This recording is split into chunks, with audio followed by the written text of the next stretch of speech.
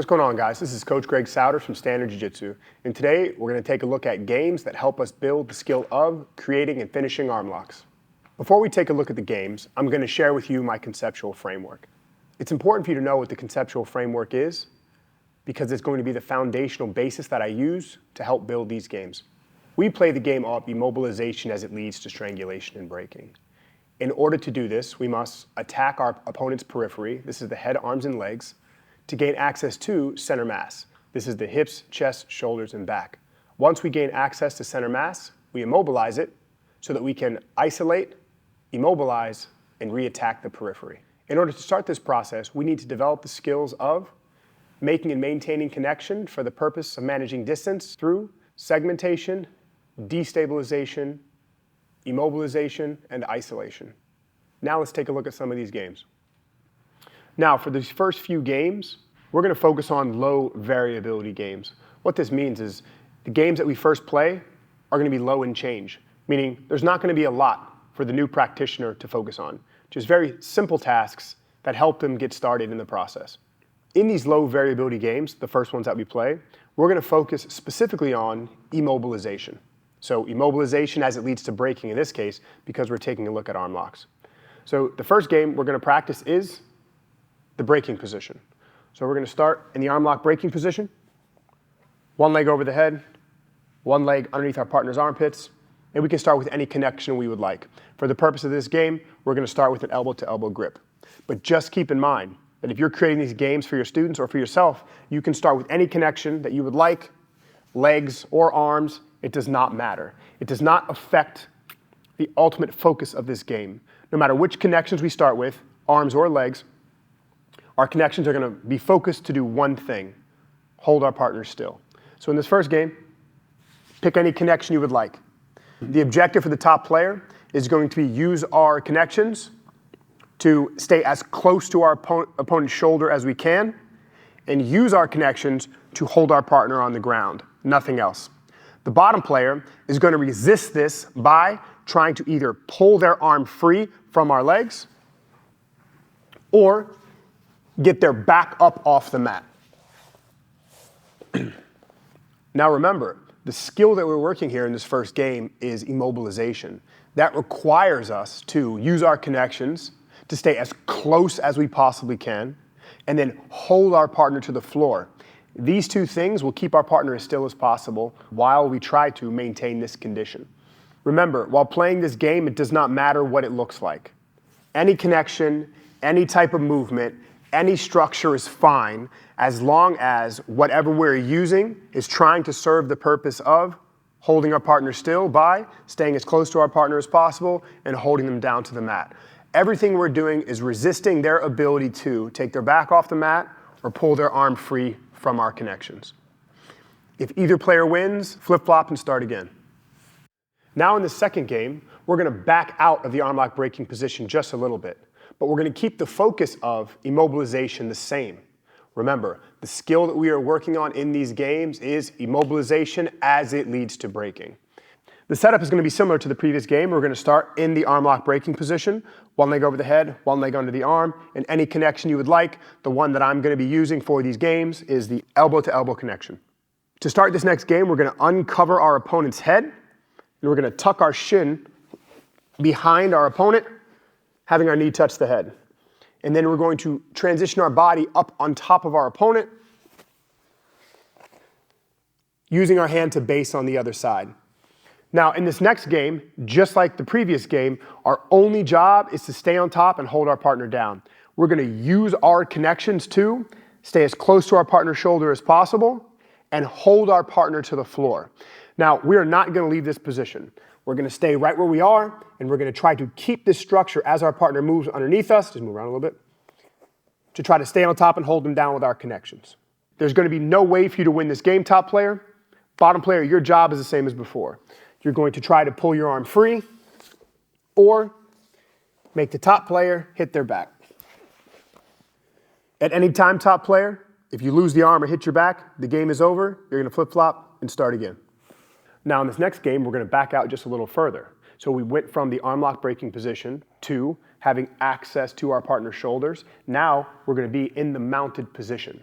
Now, it doesn't matter that we've changed positions, but I do want you to note we've gone from less variable, meaning where a lot of change isn't going to happen, to more variable, where more change can potentially happen. This is a way that we can scale and make the game more difficult. So the further we get away from the ultimate position we're fighting for, the more variable the game becomes, the more that can happen. So in this last game here, that's going to focus specifically on immobilization, we're going to start in the mounted position, and we're going to start with double underhooks. All this means is we're going to start with our arms underneath our opponent's elbows. Now, just like the previous two games, the focus is going to be the same. From the double underhook position, we're going to start with connected hands. And our job is to stay on top and hold our partner down while keeping our arms underneath their elbows. Even though we're starting with connected hands, we don't have to stay here. You can open your hands and move your body. Like I said, you can use your structures, your connections, and your movements however you would like, as long as you're able to stay on top, hold your partner down, and keep your arms underneath your opponent's elbows. Now, the bottom player's job is going to be similar to the game before. They're going to try to get their arms back. So what that means is they're going to try to pull their elbows in towards their body. It doesn't matter where their hands end up, as long as there's nothing underneath their elbows. The other way, of course, they can win this game if the bottom player becomes the top player. So it makes the top player fall over, they win the game. So again, top player's job is to stay under bottom player's elbows, stay on top, and hold them down for as long as possible. There is no win condition. Bottom player, your job is to get your elbows to touch your body or make the top player fall over. Every time bottom player wins, you're going to change top to bottom and restart. Now, you just saw 3 games where we worked specifically on the skill of immobilization. We saw 3 different scenarios where the central job of the top player was to stay on top and hold their partner down and not let them move out of the situation. So immobilization. Now, in these next 3 games, we're going to look at combining 2 skills, immobilization and isolation. Now, just like the games before, we're going to focus on building these skills from a low variability environment to a high variability environment. So we're going to start just like we did before. We're going to start in the arm lock breaking position. And just like the games before, we're going to use our connections. Now they can be whichever you'd like. I'm just going to choose an elbow-to-elbow connection to stay on top, hold our partner down. Now we're going to add a new task. We're going to start understanding isolation. Now the first thing we have to understand about isolation is whichever arm we're attacking, we have to separate it from everything else. So that's going to inform the task focus. We're going to use our connections not only to stay on top and hold our partner down, but now we're going to use our connections to separate the arm we're attacking from everything else. So connections are arms and legs, so however you'd like to orient them, your only job is to separate your partner's hands. Now in this game, we're not going to finish. We're just going to separate the hands and keep them separated. Bottom player is going to continuously fight to try to put their hands back together or connect this arm to anything that they can. Doesn't matter, their body, their leg, their arm, whatever they want. They've got to connect that hand to anything else. So again, our job is to stay on top, hold our partner down, and start the isolation process by disconnecting that hand from everything else that it can touch. There is no win condition for the top player. It's continuous. Bottom player's job is going to be the same as the previous games. Their job is to pull their arm free, make top player fall over, and if the hands get separated, to continuously try to put them back together or connect them to anything else that can defend the arm. If the bottom player is able to get on top or pull their arm free, they win the game. We're going to change top to bottom and start again. Now in this next game, we're going to back out one step further, and we're going to put those 2 skills together, immobilization and isolation. We're going to combine the tasks from the previous game into this new game. So we're going to start just like we did before in the arm lock breaking position. We're going to uncover our opponent's head and then transition to the top of their body by bringing our body up, basing on the other side.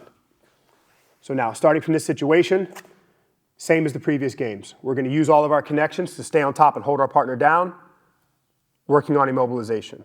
While doing so, we're going to have new tasks. We're now going to transition into starting to isolate the arm we're attacking. So the new task is to cover your opponent's head while staying on top and holding them down to reach the arm lock breaking position.